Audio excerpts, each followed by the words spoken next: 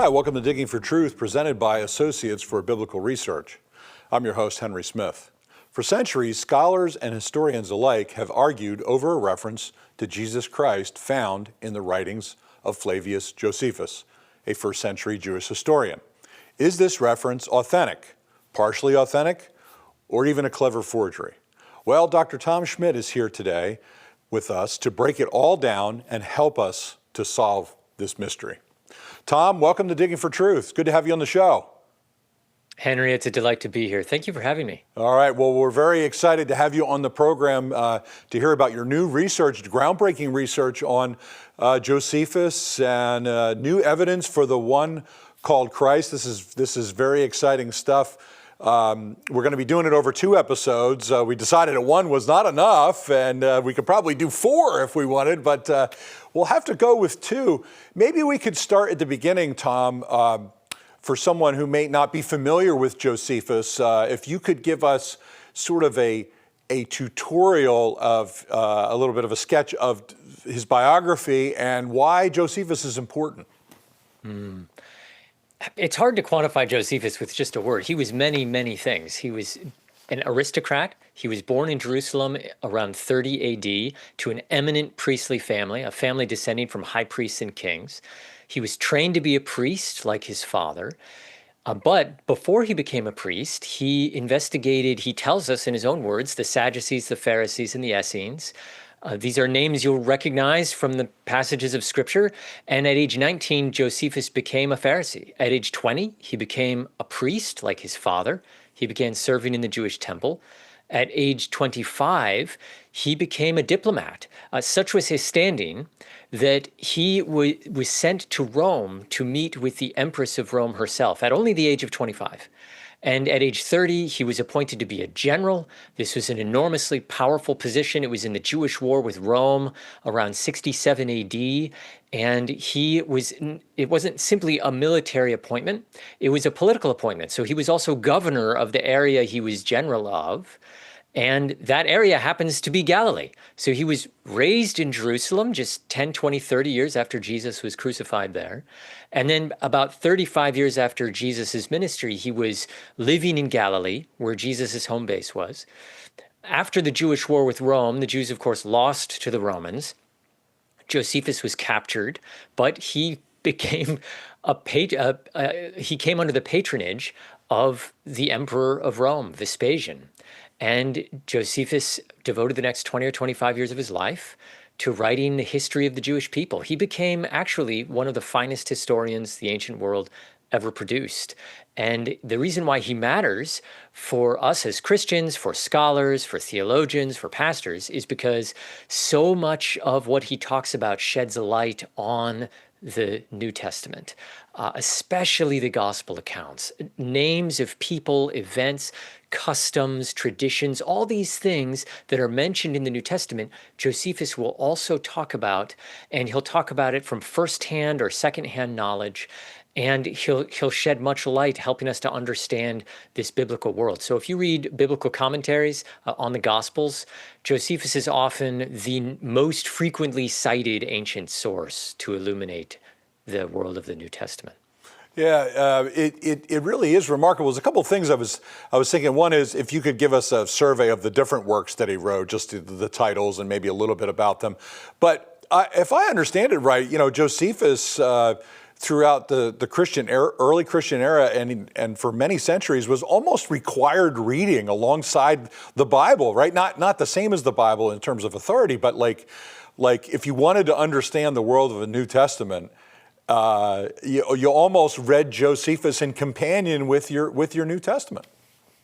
Precisely. Before the advent of modern scholarship, that's what people did, that they would read Josephus to learn about the world of the New Testament. Now, we have thousands of archaeological digs that scholars draw from. We have people reading scattered references in Greco-Roman writers to piece together other avenues to learn about the New Testament. We have the discovery of the Dead Sea Scrolls, and there's other sources. But you're right. For a long time, that was the source that you would go to. And you mentioned the works that he wrote. He was a historian. He wrote 4 different books. We would call them books. And one is the Antiquities of the Jews, which is this universal history of the Jewish people from creation all the way up to about 65, 67 AD. And then another is the War of the Jews, which tells of that Jewish war with Rome in 67 to 70 AD. And then the other two are much shorter. One is very small. It's a defense of Judaism called Against Appian. And then the final is an autobiography where Josephus tells us about his own life. Most of it, though, focuses on his conduct as a general in the Jewish war. Together, these four works number almost 500,000 words, so they're quite substantial. You know, if we were to publish them today, they'd probably be in 4 or 5 volumes, you know, depending how you wanted to segment them out because of their length. Yeah, I think that's an excellent overview. It's really remarkable, the preservation of Josephus over time too for us, the benefit that we have in the modern day. Here we are, you know, 19 and a half or 20 centuries later, that we have access to this work. Do we know from our studies or scholarship, was it largely, maybe in the early days, was it the Jews or the rabbis who preserved the Josephus tradition? Was it the early church? Was it both? What do we know about that? That's a fascinating question. Certainly when Josephus was initially writing, presumably he would have used Jewish scribes to help transmit his works, but he also presumably would have used pagan scribes. He was under the patronage of the emperor. The emperor was not Jewish. The emperor was not Christian. He was a Greco-Roman pagan. So presumably the initial transmission would have been through pagan and through Jewish channels. Some of this would have included official imperial channels, no doubt. Then as you advance in time, Josephus dies around somewhere in the late 90s, maybe the early 100s. His final works are written around 93, 94 AD or thereabouts. Then when you get in the second century, in the 100s, this is where things are a little unclear. At some point, Christians start transmitting his works. I don't think that would have happened that early, in the early 100s. I think that there still was this Hellenistic Jewish culture. Hellenistic Jewish culture, I mean Jews who spoke and wrote in Greek. We know that these individuals are around in the 100s, that they're writing works, they're copying works. So that presumably would have continued. And then at some point, certainly by the 300s, perhaps in the 200s, we start having Christians copying out the works of Josephus. But this would have happened, you know, gradually. There would have been a gradual transition. The first time we have Christians quoting from Josephus is in the later 100s. And the first time we could probably reasonably say a Christian library possessed a copy of Josephus's works is probably the Library of Caesarea in 240, 250 AD. That's where Origen of Caesarea, Origen of Alexandria. He lived in both places. That's where he was, and that was one of the great early Christian libraries. Yeah, and also Eusebius a little bit later than that as well, right? Who was sort of his protege of the library. So really fascinating stuff. Well, it's a rich deposit for us, and also, Tom, we can add that it was translated. His works were translated right into Arabic and Syriac and so forth. Yes, so his works were translated into Latin at different stages, but the Antiquities, which is his largest work, over 300,000 words, about 300,000 words, that was translated into Latin, and the War of the Jews was translated as well. Then in Syriac, the War of the Jews was translated completely, although we only now have 1 or 2 of the 7 books of the Jewish War. And then excerpts were translated into various other languages. You mentioned Arabic, Armenian. There's a redaction done in Slavonic, for instance, that's kind of infamous. It's this medieval Slavonic redaction. So Josephus was very popular. And I should also mention that the Christian library in Alexandria, not the Library of Alexandria, but the Christian school in Alexandria, they must have had the works of Josephus too. And that would have been in the late 2nd century. Excellent. Well, that's an excellent survey. Well, in our next segment, we're going to turn our attention to this reference for Jesus and start getting into particulars. And we'll be back right after this break. Digging for Truth is produced and recorded in the studios of Lighthouse TV. Positively different.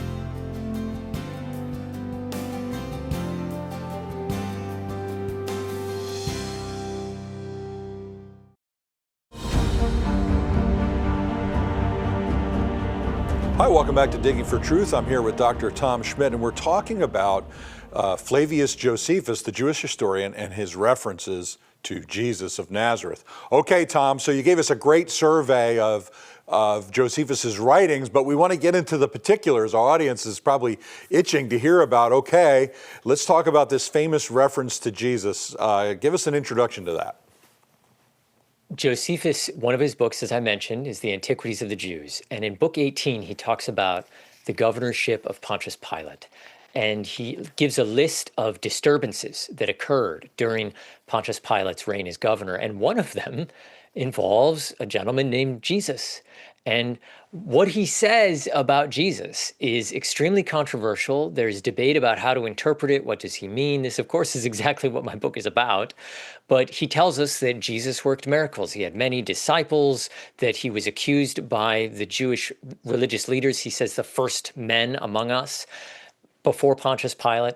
Pontius Pilate had Jesus crucified, that Jesus was raised from the dead and after 3 days, and that he was fulfilled Jewish prophecy. And the debate is about what Josephus actually means by these things. How should we translate them? And a further controversy is that many scholars have thought that what Josephus says about Jesus is so fabulously pro-Christian that it could not have been written by a Jewish non-Christian historian like Josephus. He says Jesus worked miracles. He says he was raised from the dead. He said that he fulfilled Jewish prophecy. He says he was the Christ, according to some interpretations of the evidence. So some of these are unlikely for a non-Christian to say. Others are impossible. So scholars have largely thought that the passage has been tampered with by Christian scribes. Hence, that was your question about how is the works of Josephus transmitted was very important, because there's this idea that Christians saw this passage about Pontius Pilate and either changed what Josephus wrote about Jesus to make it more positive, or they just completely fabricated an entire passage about Jesus that Josephus never actually wrote. Well, we're going to keep going with that thought, but I do want to mention, Tom mentioned his book, and this is where the research is found. Now, the audience will notice that this is in a binder or a printed copy. The reason why I was able to download this for free is because a major donor basically paid for what normally would be the publication of this book. So give us some more details, the name of the passage, right? And then maybe just start delving into particulars. Go any direction you want to, any emphasis you want. There's a lot to unpack here, Tom, right? So I'll let you do the unpacking. Yes, so this passage, if this passage is authentic, if Josephus really did write this passage, it would be the earliest witness we have of Jesus that is written by a non-Christian. It would be the only certain first century witness to Jesus. We have other first century witnesses. We have some very good witnesses, but they're all by Christians. This would be the earliest non-Christian witness to Jesus, and as such would become of immense historical value. And scholars have known this for a while. In fact, people often say that this particular passage is the most written about passage of any writing outside the Bible ever. That more has been written about this passage than anything else. The passage is famous enough that scholars have given the passage its own name. They call it the Testimonium Flavianum, which was back in the Renaissance when everyone was writing in Latin, meant the testimony of Flavius Josephus. About Jesus. So when people say the Testimonium Flavianum or they say the TF, that's what they're talking about. They're talking about this particular passage. Why have scholars been so skeptical of it? I mentioned some reasons. There's more, though. Some is the claims of the passage, that at least how scholars typically interpret the passage, it seems way too pro-Christian. And that's one reason they doubt its authenticity. The second is the style, the linguistic style. Some scholars will claim the writing style doesn't match the writing style of Josephus. It looks like someone else added stuff, or that there was a wholesale forgery going on. And then the other reasons are more minor. You know, some think it's too short, or some think that it disrupts the narrative flow, or that some think that if Josephus wrote this passage, we would expect more early Christians to have mentioned it. And the reason why they don't mention it is probably because it wasn't there. Those are other reasons. So there's about 4 or 5 reasons that scholars doubt the passage. I believed those reasons when I started writing my book. Yes. I thought those were good reasons, and I wanted to figure out how the passage had been changed. But as I began my research, I just couldn't get past all this evidence that was pointing towards authenticity. Yeah, so let's pluck one out of there. The phrase, yes, almost every time I've read it in English, a positive assessment, an exalted statement about Jesus could not have come from Josephus. Josephus would have to be a Christian, which he wasn't. So, like, one example is where you dispute the translation that says he was the Christ, and you say that it's more likely that it should be he was thought to be the Christ, which is quite a difference in terms of meaning. Of course, yes. In English, it's often translated, he was the Christ. And that is what the Greek manuscripts of the Antiquities say. They say he was the Christ. But what we mentioned earlier, there were ancient translations done. And there's one translation in Latin done by Jerome. He was the individual who translated the Latin Bible. He's writing around the year 393. Which predates all of our manuscripts of the Antiquities. And at that particular sentence, Jerome's translation doesn't say that Jesus was the Christ. It says he was believed to be the Christ. And then there's a Syriac translation, another ancient language carried out by another eminent translator, Jacob of Edessa. And at that particular sentence, he doesn't say Jesus was the Christ in his translation. His translation reads, he was thought to be the Christ. So we have these 2 ancient translations that agree on the basic content, but that contradict what our primary Greek manuscripts say, and both of these translations predate our Greek manuscripts. So I argue that while the original was probably he was thought to be the Christ or he was believed to be the Christ, which is of course completely different than he was the Christ. Excellent. Well, we're going to continue on in our next segment on this discussion about Josephus's reference to Jesus with Dr. Tom Schmidt, and we'll be right back.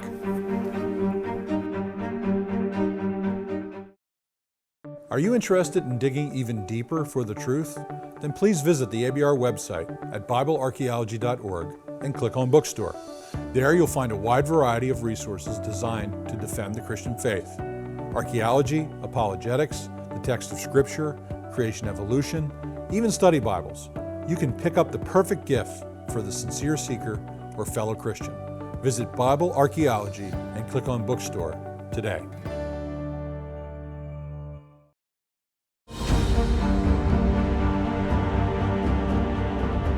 Hi, welcome back to Digging for Truth. We're here with Dr. Tom Schmidt talking about his new book about the reference to Jesus in the Jewish historian Josephus. Okay, Tom, another great point that you make in your book is about this phrase that often is translated sort of in a positive Christian way, is this miraculous deeds, right? Which makes us think of Jesus' miracles. But there's something more going on here in this passage that you've kind of discovered, if you want to say. Tell us about that. Yes, the translation often says that Jesus was a doer of miraculous deeds, which sounds unabashedly positive to us, but Greek has lots of words for miracles, and some of them are not purely positive. And the Greek word that Josephus uses here is the word paradoxa. That's where we get our word paradox from, for instance. And in Greek, this is used for something that is shocking, strange, supernaturally shocking or strange. So this is not an obviously positive term. And in fact, Josephus does use this term elsewhere, sometimes in negative contexts. For instance, when he describes that, sort of wizard's duel, we could call it, between Moses and the magicians of Pharaoh when they're turning their staves into snakes, he says that the magicians worked a paradoxa before Moses because it's this shocking, strange thing. In English, we might be able to translate this term as something incredible, or we could say even paranormal, that Jesus worked a paranormal deed or something, just like how the magicians of Pharaoh worked a paranormal deed. We don't have a great English word to stick in here, But the argument is that the nuance of the original Greek is not nearly as positive as it comes off in English when we use the term miracle. It suggests perhaps suspicion. It suggests a suspicion over the source of this miraculous power. Is it malevolent? Is it demonic? Or is it benevolent? It's a little unclear. Yeah, so it was interesting how you state in your book how a lot of this, the understanding of the larger passage itself really kind of turns on how you understand this one particular word. It really weighs heavily on how everything is interrelated. Maybe explore that a little more. Yes, it does. This is one of the first things Josephus says about Jesus. And he says, he was a wise man, if it's necessary to call him a man, for he was a doer of paradoxa. So everything about what he says previously about Jesus being a wise man, about if it's rightful to call him a man, hinges on this word paradoxa. If we interpret paradoxa negatively, then what he's doing is actually he's calling Jesus a philosopher, a teacher, but he's critiquing him. He's saying maybe his morals were less than human. We know this phrase, if it's fitting to call someone a man. We know this was used by other Greek writers, sometimes in very negative ways, that it's a way to diminish someone's stature and to suggest that they were less than human in a metaphorical sense. So a lot hinges on this word. And the word, frankly, is ambiguous. It can be used negatively. It can be used neutrally. It can be used positively in certain contexts, only when the meaning is obvious.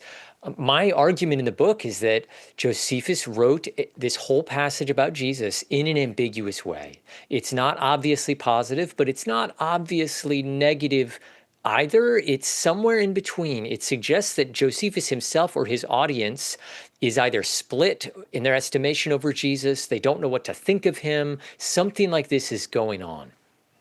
Yeah, that's really good. I had always read that reference, if it's right to call him a man, or what, the way that is translated is just exalting him. But you're saying that actually might be denigrating him. And if it's a Christian interpolation, they would not be denying his humanity. That's another point that you make. If a Christian was putting that phrase in there, there was a debate in the early church about the humanity and the divinity of Jesus and all that. So it's really, really good job the way you weave it all together. Precisely.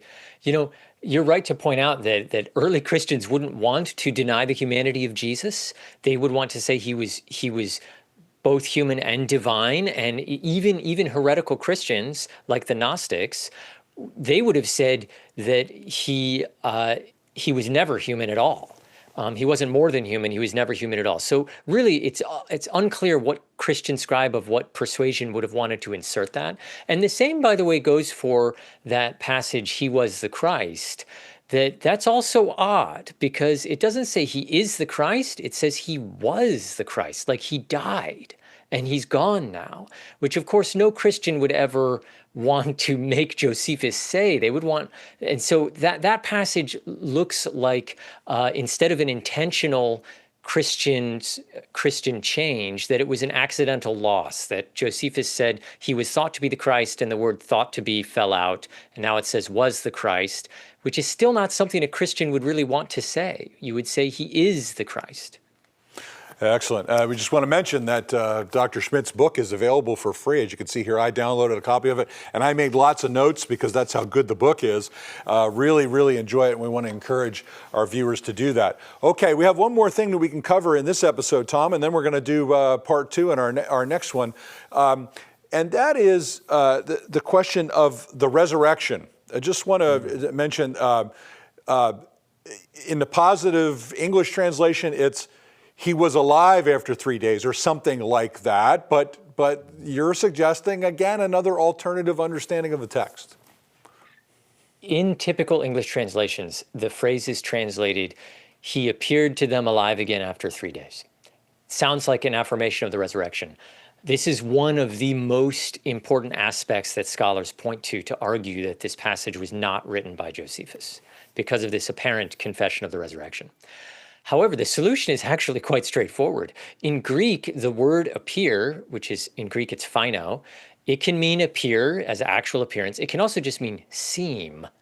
So you could translate this passage as he seemed to them to be alive after 3 days, meaning that the disciples thought Jesus was alive, but Josephus didn't.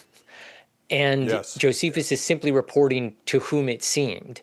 And in my book, I do some intense Greek work, and I track down every single instance that Josephus uses this word for appear, phino. And I look, does he mean seem, or does he mean actual appearance when he uses it in the same grammatical structure, in the same context? And what I find is that he clearly means seem. He only means Jesus seemed to them to be alive again after 3 days. He is simply reporting what the disciples claimed. And so this is not a confession of the resurrection. It's a historical account of the disciples believing in the resurrection, which sounds much more like what a first century non-Christian Jewish historian would have said. And I illustrate this, for instance, this is the same exact phrase that Josephus uses to talk about when that terrible story when Joseph's brothers go to Jacob and claim that he's been killed by beasts when they really sold him off into slavery. And they show the bloodied cloak to Jacob. Josephus retells this story. And he uses the same phrase. He said they showed him this bloodied cloak so that it would seem to Jacob that he was killed by beasts. Yes. When we know he wasn't killed by beasts at all. It only seemed that way. That's great. Thank you for that summary. It's really, really excellent and really helpful and instructive. Well, we're going to continue on in our next segment on this discussion about Josephus's reference to Jesus with Dr. Tom Schmidt. We'll be right back. Watch Lighthouse TV wherever you go. Available on Roku, Amazon Fire TV, and Apple TV. Search Lighthouse TV online on your streaming device or go to our website lighthousetv.org for more information.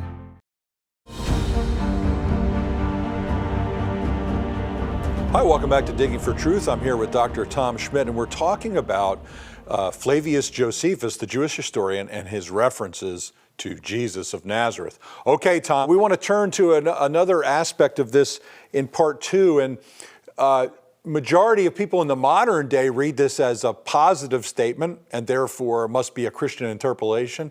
But you make the case that ancient and medieval interpreters did not see it that way. Tell us about that. It's very fascinating. That's right, Henry. Scholars traditionally read the passage as extremely positive. That's how it's translated in English. But when you look at how ancient and medieval Greek writers read the passage, we have almost 24 instances of ancient and medieval writers quoting from the passage about Jesus and then talking about it. And when you look at what they say, the fascinating thing is they're not interpreting it that positively. In fact, the majority seem to think of it as ambiguous, as neutral. They emphasize, ho-hum aspects of it, like, the number of Jesus's disciples, the nature of his teaching, when he lived, the chronological placement of his ministry. These are not the positive statements that scholars notice about Jesus being called the Christ and rising from the dead and so forth. And so the question comes up, are they reading the passage correctly? They're native Greek speakers. Perhaps they're reading this more accurately. Some of these writers even seem to think the passage might be negative. For example, Eusebius of Caesarea, he's writing around the year 312 AD. He's a very famous historian. He quotes from the passage, and in our last episode, we mentioned that word paradoxa, and Eusebius zeroes in on that word for miracles that Josephus deploys. And he says that I know some of you might accuse Jesus of performing paradoxa through magic, but he didn't. And he goes on to give further arguments for that. But he clearly knows that this passage could be used in accusations against Jesus that he performed paradoxa by magic. And we have one or two other examples of this. So that I think is another important point in my argument that we are misinterpreting the passage, that when you look at how ancient Christians interpreted it, it doesn't seem to be nearly as positive. And when you look at how Josephus uses the same words and phrases elsewhere, they also don't seem nearly as positive. Yeah, another one that you mention in the book where you explore this a little bit is you talk about Eusebius. And I should mention, nice job in the appendix of debunking the notion that Eusebius forged this. That's another important thing. We can't explore that today, but I really appreciated that you did that and explored that question. But Origen, in his apologetic against Celsus, you would think that he would have mustered this as evidence of outside the Bible of, the resurrection of Jesus and so forth, but he doesn't do that. Correct. And that hitherto has been an argument that the passage wasn't in Origen's copy of Josephus, because the argument goes, Origen is arguing against this very vicious pagan critic named Celsus, who's accusing Jesus of all these things. Origen is quoting from Josephus to support Jesus, but he never quotes from this passage. But one of the things that Celsus accuses Jesus of doing is working paradoxa by magic. And what does Josephus say? Josephus says Jesus performed paradoxa. So it makes sense that Origen wouldn't want to quote from this passage, because it would play right into his enemy's hands, the person he's debating with. It would play right into his hands. So those kinds of arguments from silence, I don't think work. There's very good reasons why Origen would not want to mention this passage. Yeah. And so the fact that, of course, modern scholars, including yourself, know these languages well, right? You've been trained in this. You went to Yale University. So yeah, you're certainly no rookie as it relates to Greek, but you are kind of looking at the people of the ancient past. This was their language that they knew. So they were immersed in it. As well as we can learn the language, we're not immersed in the language. And I thought that was a really important point that you make in the book. Yeah, precisely. And we're talking about, just accents and nuances of meaning here, that the word paradoxa does refer to miraculous things. And from our perspective, it's remarkable that Josephus acknowledges that Jesus worked miracles. He's a first century Jewish historian, born and raised in Jerusalem in the 30s, 40s, and 50s. As we're going to see, he knew people who knew Jesus, and he affirms Jesus did work miracles, but he's not sure where these miraculous powers come from. Are they coming from demonic sources, malevolent sources, or are they coming from divine sources? The word doesn't distinguish. It can hint at negative sources or suggest that's a possibility. And that means that Josephus doesn't necessarily like Jesus because he's working miracles, but he acknowledges that they did occur. Yes, and so I did mention that you have an appendix to your book. Now, our audience will notice that this book has been printed out, and that's because an anonymous donor made it available for free, so it can be downloaded for free. Normally, quite an expensive academic book, Tom, but what a blessing this is that you had a donor step up and be willing to pay for that. That's quite extraordinary, so more people can have access to the book. Thank you, Henry. I was stunned when someone came forward to offer to make the book freely available online, and your viewers can find it on the book website, josephusandjesus.com. There's no limit. They can get a PDF. There's also a web version that you can click through that's very well done and put together. You can download it for free. And this is being facilitated by the Institute for Christian Reflection. You can go to their website too to support their work. They're thinking of working on a documentary regarding the book as well. Great. Well, we were going to talk about this in the next section, but I'd like to introduce it here and then explore it more. One of the most fascinating parts of your work here is the broader connection that you make with Josephus's life and the people that he knows. So it's not just about manuscripts, interpretation of Greek or Latin or Syriac, as important as all that is, but it's this broader picture of Josephus's knowledge of what's going on in the first century. Give us a little tutorial on that, and then we'll explore that more in detail in our next two segments. To put it briefly, Josephus was a man of enormous interpersonal connections. He was the kind of guy who knew everybody. He knew the high priests, he knew kings, he knew queens, he knew leaders of the Sanhedrin. He grew up with these people. His father was probably one of these people, given his aristocratic background. And Josephus is able to leverage these both in his professional life, but also in his historical investigations. These are the kinds of sources he's drawing from. And if you read the Gospels, it's clear that it was the upper echelon of Jewish society, the high priests, the chief priests, the Sanhedrin, the Herod the Tetrarch. These are people who are interacting with Jesus, who are Jesus's enemies. And I argue, and I think show in the book, that Josephus knows some of these people. Yeah, and this was probably one of the most intriguing parts of your book that I just loved, and of course we're going to explore that in our next segment. And so, friends, don't go away. We will be right back with Dr. Tom Schmidt as we explore the historian Flavius Josephus and his references to Jesus.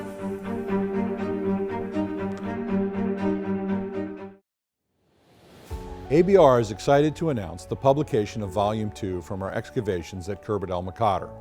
The volume details archaeological remains from about 350 BC to the 8th century. This includes a New Testament village that may have been visited by Jesus. Over 400 pages of analysis, photos, and maps. You can pick up a copy today by visiting BibleArchaeology.org.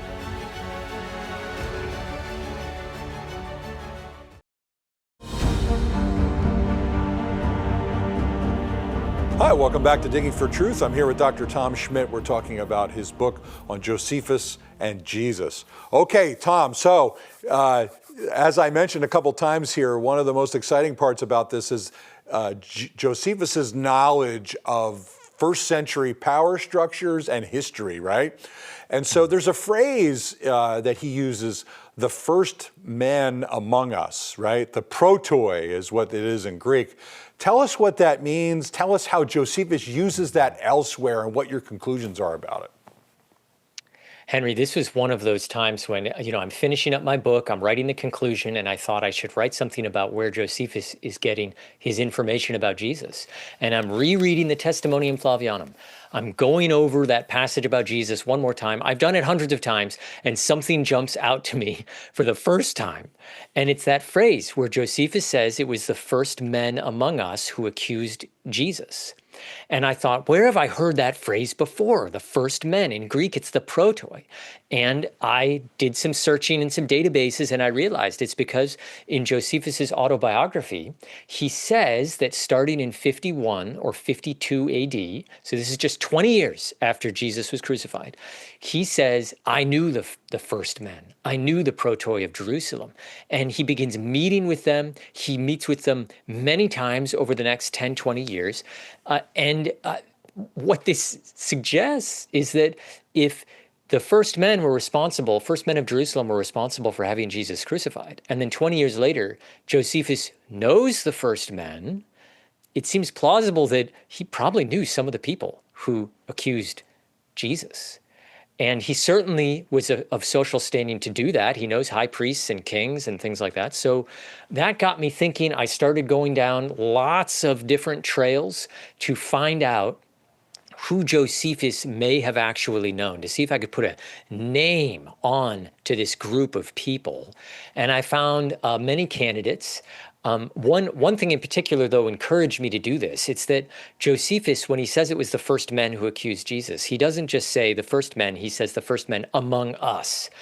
And that phrase among us, Josephus loves that phrase. He uses it many times, but he almost always uses it to indicate personal, intimate knowledge, direct acquaintance.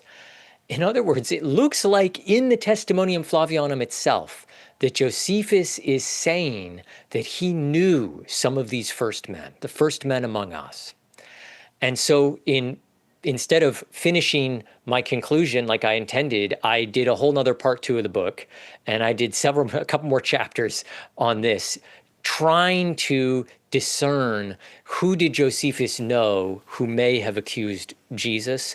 Who did Josephus know who, if they didn't accuse Jesus, they at least knew of him or knew him when he was alive? And I come up with a number of candidates, about 10 or so.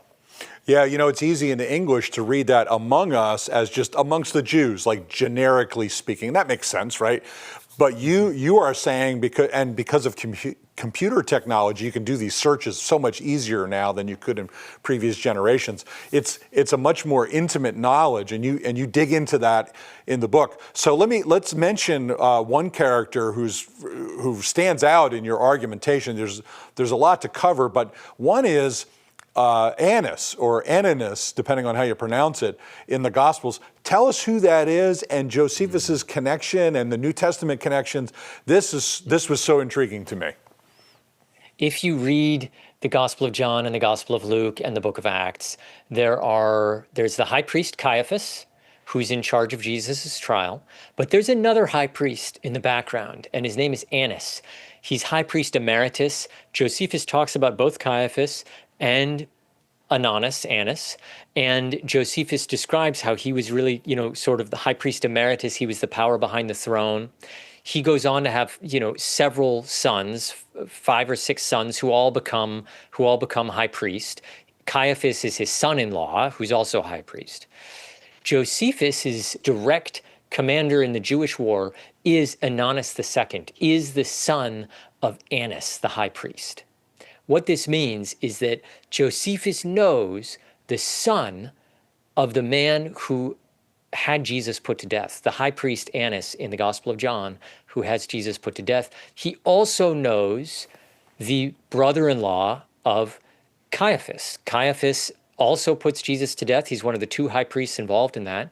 Josephus knows his brother-in-law. This is already a very, very fascinating connection.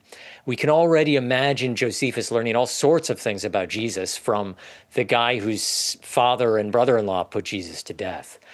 What I go on to show in the book, though, is that Josephus is very clear that Ananias is extremely old in 67, 69 AD.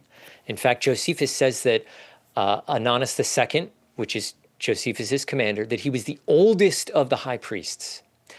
You don't become the oldest high priest without being really old. So he clearly was born before Jesus. This man clearly was in his 30s or 40s when Jesus was executed. He obviously could have been at the trial of Jesus. The question is, was he actually at the trial of Jesus? And I show in my book that, yes, I think he was. And the reason why is because Jesus was arrested on the Passover, the evening of Passover. And on the evening of Passover, Jewish law is very clear, both in the Old Testament and in the Jewish Talmud and Mishnah and Tosefta, that faithful Jews were supposed to be in Jerusalem on the Passover. It was a pilgrimage feast. You go to Jerusalem, you go to the house of your father, and you have Passover there, and you spend the night. You are not supposed to leave and spend the night somewhere else. If you leave, you have to come back and spend the night there. And this means that Josephus's commander, Ananias II, would have been in the house of his father in Jerusalem on the evening of Passover when Jesus was arrested. And where was Jesus brought on the evening of Passover? The Gospel of John tells us that Jesus was brought into the house of the high priest, Annas. In other words, Jesus was brought into the very house that Josephus's commander was supposed to be at that very time. So I argue that when Josephus says it was the first men among us who accused Jesus and had him crucified, that one of the people he's talking about is his own commander, who was the son of the high priest emeritus, Annas, and was the brother-in-law of Caiaphas, who would have been at that nighttime trial in the house of his father on Passover. Yeah, the way that you lay that out in the book, it's so logical, and it's almost impossible to imagine that Josephus and his supreme commander would not have had a conversation about this at some point during their relationship. I mean, you're drawing a line of inference there, but how knowing the Christian movement and what spurred out of that, right? How could they have not talked about that? It was one of the most intriguing connections that you make in the book, and an exciting one that really brings us into a larger context of of his reference to Jesus, broadly speaking. Well, Tom, we're going to go into our final segment here, so hold on just a moment, friends. We'll be right back.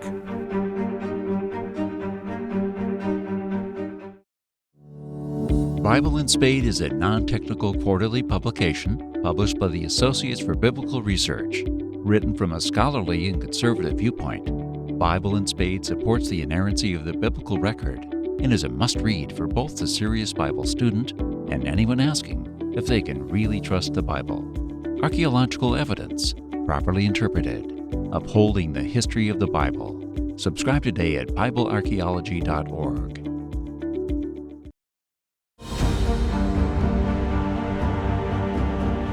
Hi, welcome back to Digging for Truth. I'm Henry Smith. I'm here with Dr. Tom Schmidt. We're talking about his book, Josephus and Jesus. All right, Tom, you were making a number of points connecting Jesus directly to the high priests involved with the trial and execution of Jesus. But you have one more point you want to add here that's really, really important, having to do with James, the brother of Jesus.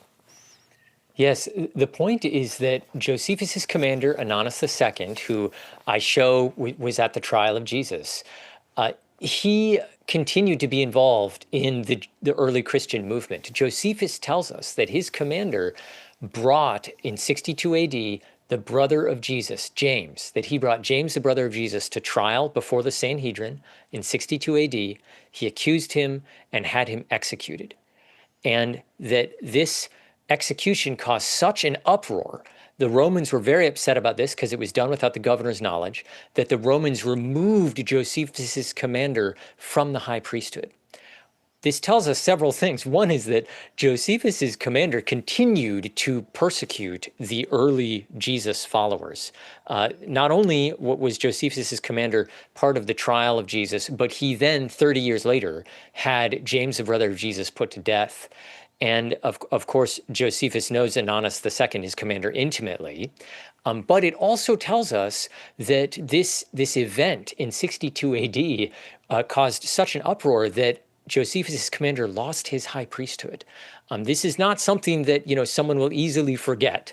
So it also means that Josephus' commander thought of James as such a threat, he was willing to risk his high priesthood to have him put to death. All this means is that Christians would have been of great concern for Josephus' commander. It further lends to the idea that not only would have Josephus known all about these public happenings like the removal of a high priest and everything, but he clearly could have had many conversations with this man about Christians and heard his opinion about Christians, given how relevant it was politically in the 60s. Yeah, and there are a number of other similar connections, not quite as strong, but still strong connections you make in the book. We don't have enough time to explore them, so we want to encourage people to get the free download, the free copy of the book. One more that I do want to explore with you is the Apostle Paul's teacher, okay, and how he fits into this and his son, Simon, if I remember correctly. Tell us about those connections and the connections to Josephus, and put that together for us. This was fascinating. I had no idea about these connections before I started writing the book. As Paul tells us, he tells us in the book of Acts that he was a Pharisee and that he studied under Rabbi Gamaliel. Gamaliel, we also know from the book of Acts, where he's portrayed as either being a leader or the leader of the Sanhedrin. The Sanhedrin is this, Jewish religious body that also has power over life and death in certain circumstances. If we look at extra biblical evidence from the Jewish Mishnah and the Talmud, we know about this guy Gamaliel. He was the head of the Sanhedrin. He was the most eminent Jewish Pharisee in the world in the 30s and 40s, maybe 50s AD as well. And the Apostle Paul studied under Gamaliel as a Pharisee. It turns out Josephus also was a Pharisee, and he knows the head of the Sanhedrin, Simon, and Simon is the son of Gamaliel. What this means is you can start tracing the nodes of connection, the network between Josephus and Gamaliel and Josephus and the Apostle Paul. And this also means that when Simon, Gamaliel's son, is studying under his father, he's studying under his father at the exact same time that the Apostle Paul, former Saul of Tarsus, is studying under his father. So you see these connections kind of emerging. Simon ends up betraying Josephus, and he betrays Josephus. He's one of Josephus's enemies. And this perhaps gives us a picture of why Josephus isn't unremittingly negative towards Jesus, because his commander also betrays Josephus. So Josephus is betrayed by his commander. He's betrayed by Simon. Both of these men, Simon the Pharisee and Ananus the high priest, Josephus's commander, descend from families that had Jesus put to death. And Josephus has been betrayed by both of these families. So you can understand why he might be a little tolerant of something these families did to Jesus. He might be tolerant of Jesus. The interesting thing, if I can just finish this loop here, is that Simon, so he's the Pharisee, he's the head of the Sanhedrin, he knows Josephus, he's the son of Gamaliel. Simon would have been in his father's house for Passover also when Jesus was arrested. And his father Gamaliel, being head of the Sanhedrin, would have been at the trial of Jesus, because that's where the Sanhedrin met, and he was the head of the Sanhedrin. And Jewish law was very clear: when you are trying a false prophet, 100% of the Sanhedrin has to be present, and Jesus was accused of false prophecy. So his father would have been there. What this means is that Simon would have been in the house of his father. His father would have been called to leave the house temporarily on Passover to attend this nighttime trial, and then come back. He would attend the trial of Jesus in the house of the high priest, then come back home. All the while, his son and protege, Simon, is there while his father is coming and going to this trial. Simon may have even gone to the trial with him. We know students did do things like that. So, and Josephus knows Simon. So Josephus has yet another connection to the trial of Jesus. He knows his commander, who was at the trial of Jesus, and he knows Simon, whose father helped head the trial of Jesus, and Simon may also have been there himself. Yeah, excellent. And we haven't even gotten into Josephus's time that he spent in the Galilee. His parents probably would have at least heard the story of Jesus. Josephus's connections to the Herodian dynasty, right? All of these connections. But in order for people to read about that, they're going to have to get a free download of your book, Tom. Josephus and Jesus, New Evidence for the One Called Christ. All right, Tom, believe it or not, we've got about a minute. I'm going to let you summarize it in a minute. It's a tough job, but I know you can do it. Give us a 1-minute rundown of why all this is important. I think there are two main things. One, in my book, I argue that this passage about Jesus that Josephus wrote is authentic. Josephus really did say these things. And what does he tell us? He tells us that Jesus worked miracles. He tells us that the disciples believed on the third day that Jesus was raised to life again in the fulfillment of Jewish prophecy. And Josephus knows people who put the apostles on trial. So he has very good access to information about both Jesus and the apostles. He knows people who put Jesus on trial. He knows people who put the apostles on trial. And he affirms that the story about the resurrection on the third day occurred on the third day. This account that the disciples were preaching, it wasn't something that developed years or decades or generations later, like some skeptical scholars claim. It's something that happened on the third day, that the apostles preached and continued preaching. And as Josephus tells us, some of the apostles were even willing to die for this belief, like James, the brother of Jesus. So this is a powerful witness to the life and ministry of Jesus and to the strong belief of the apostles in Jesus' resurrection. Well, Tom, that's a great summary. Thank you for the probably hundreds and maybe even thousands of hours of work that went into this, and for coming on Digging for Truth to share your research. Really appreciate it. This is groundbreaking stuff, and we're hoping that it will change the conversation as it relates to this evidence. Thanks for coming on. Thank you, Henry. Friends, thank you for watching Digging for Truth. We hope you pick up a copy of Dr. Schmidt's book and consider this evidence. We thank you for watching Digging for Truth. Thank you for supporting the program, and we'll see you next time.